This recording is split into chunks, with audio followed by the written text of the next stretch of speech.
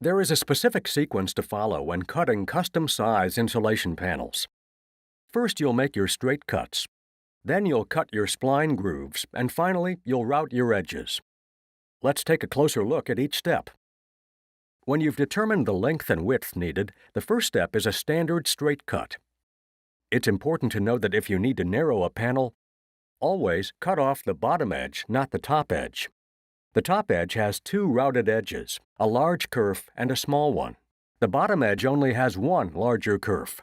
The supplied router only recreates the larger kerf for the bottom edge, so always maintain your top edge. If you need to shorten a panel, you can cut off whichever end works best because either end can be resplined with the supplied spline router as necessary.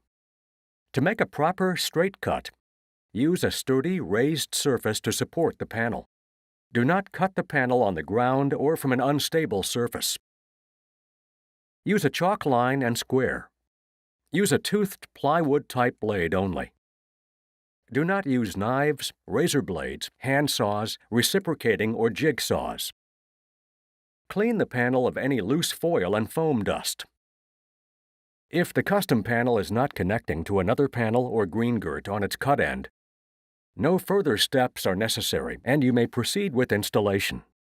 If your panel is to connect to another panel or girt, the next step is to recreate the spline groove.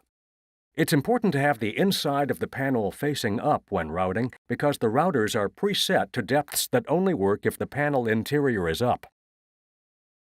If the panel end was cut shorter, use the provided spline router to recreate the profile channel. Run this squarely along the cut end of the panel, in the direction of the arrow on the router's base. If you cut your panel narrower, you'll need to repeat this on the bottom edge of the panel. You'll also need to cut a custom-size spline to fit snugly between the top and bottom compression air seals of the green girt. With spline grooves and custom splines created, you may now proceed with routing the large kerf on the bottom edge of the panel. With the panel interior still facing up, run the bottom profile router squarely along the bottom inside edge of the panel, in the direction of the arrow on the router.